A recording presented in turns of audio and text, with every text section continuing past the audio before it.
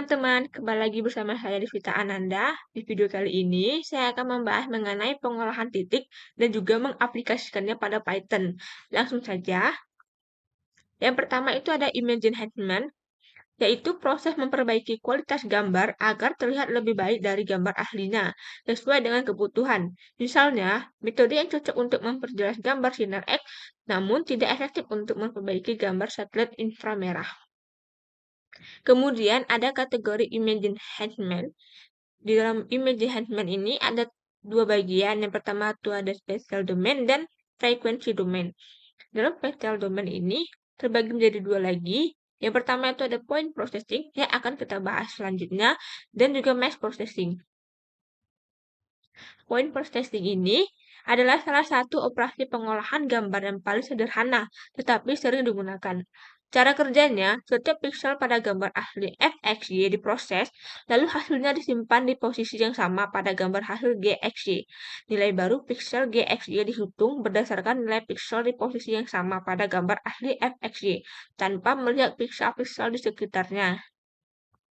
Berikut ini adalah gambaran point processing yang bisa dilihat pada layar. Kemudian selanjutnya ada contoh point processing. Yang pertama itu ada thresholding. Nah, ini merupakan teknik sederhana dalam pengolahan gambar yang digunakan untuk memisahkan objek dari latar belakang. Caranya, jika nilai pixel lebih besar dari ambang batas yang ditentukan, pixel tersebut diubah menjadi warna tertentu seperti putih. Dan jika lebih kecil diubah menjadi warna lain seperti hitam. Nah, yang kedua itu ada image contrast. Kontras dalam gambar mengatur perbedaan antara area terang dan gelap. Jika kontrasnya rendah, gambar akan terlihat terang di beberapa bagian dan terlihat gelap di bagian lainnya. Sedangkan gambar dengan kontras yang baik memiliki campuran terang dan gelap yang merata. Dan ketiga itu ada operasi aritmatika. Operasi aritmatika ini meliputi penambahan, pengurangan, perkalian, dan membagi nilai-nilai pixel dengan beberapa nilai konstan. Dan yang keempat itu operasi boolean. Operasi boolean ini merupakan jenis operasi logika yang bekerja dengan nilai-nilai benar atau true dan salah atau false. Selanjutnya ada operasi geometri. Operasi geometri ini juga merupakan contoh dari point processing, yang mana di sini terbagi menjadi tiga bagian juga. Yang pertama itu ada scaling, yaitu mengubah ukuran gambar lebih besar atau lebih kecil. Pada OpenCV dapat dilakukan dengan memanggil fungsi CV resize. Nah, di bawahnya ini merupakan fungsinya. Dan yang kedua itu ada translation, yaitu merupakan pergeseran lokasi objek. Pada OpenCV dapat dilakukan dengan memanggil fungsi CV warp affine. Dan di bawahnya juga fungsinya. Dan terakhir itu ada rotation. Di dalam rotation ini, OpenCV menyediakan rotasi berskala dengan pusat rotasi yang dapat disesuaikan, sehingga dapat memutar di lokasi manapun yang diinginkan. Nah, untuk memahami lebih lanjut, mari kita langsung ke codingannya. Nah, di sini saya sudah membuat codingannya terlebih dahulu. Di sini, sebelumnya saya sudah menghubungkannya ke Google Drive. Maka tampilannya akan seperti ini jika di running. Nah, di sini pada program thresholding. Nah, di sini pertama mengimport library-nya OpenCV. Nah, kemudian import numpy ini untuk operasi matematika pada array yang misalnya digunakan untuk pengolahan gambar. Kemudian matplotlib ini untuk membuat visualisasi grafis seperti menampilkan gambar. Nah, selanjutnya pada img cp image ini untuk membaca gambar bernama gradient.jpg. Nah, sebelumnya saya sudah meletakkan gambar gradiennya ke dalam Google Drive. Nah, selanjutnya ada red trace 1. Nah, di sini adalah melakukan operasi threshold pada gambar img dengan metode trace binary. yang mana jika nilai piksel lebih besar dari 127 akan diubah menjadi 255 putih, dan jika lebih kecil akan diubah menjadi 0 hitam. Nah, yang kedua itu menggunakan metode trace binary ENV. Ini hampir sama dengan trace binary, namun hasilnya dibalik. Piksel lebih besar dari 127 akan menjadi 0, dan piksel lebih kecil dari 2 atau sama dengan 127 akan menjadi 255. Kemudian ada yang ketiga trace trans, ini menggunakan trace trans. Nah, ini adalah semua piksel dengan nilai di atas 127 akan diubah menjadi 127, sedangkan yang lainnya tetap tidak berubah. Kemudian selanjutnya yang keempat ini ada trace to zero. Nah, ini mengatur piksel dengan nilai di bawah atau sama dengan 127 menjadi 0, sedangkan piksel di atas 127 tetap tidak akan berubah. Nah, kemudian metode yang terakhir itu menggunakan metode trace to zero ENV. Nah, ini kebalikan dari trace to zero tadi, yang mana piksel dengan nilai di atas 127 diubah menjadi 0, sementara yang lainnya tidak berubah. Kemudian, pada titel ini merupakan judul untuk setiap gambar yang akan ditampilkan di subplot nanti. Yang pertama ada original image atau gambar awal, gambar aslinya. Kemudian ada binary NV, trans, to zero, dan to zero NV. Nah, selanjutnya di sini ada image. Nah, ini adalah untuk membuat daftar gambar yang akan ditampilkan. Yang pertama ada gambar aslinya dan juga gambar hasil thresholding tadi. Kemudian ada looping for i in range 6. Nah, di sini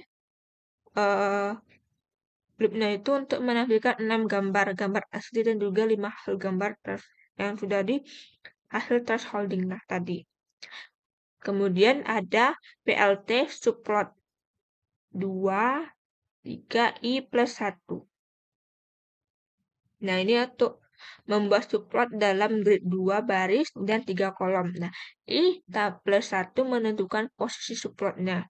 Kemudian ada PLT IMSO ini untuk menampilkan gambar dari daftar image dengan skala abu-abu.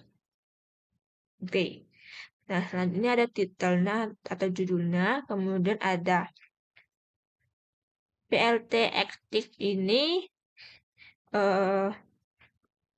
untuk menyembunyikan sumbu X dan juga Y agar tampilannya lebih bersih. Kemudian sini ada PLT show ini untuk menampilkan semua subplot sekaligus dengan gambar yang telah diatur di grid. Kemudian akan kita coba jalankan. Nah, seperti ini gambarnya, hasilnya.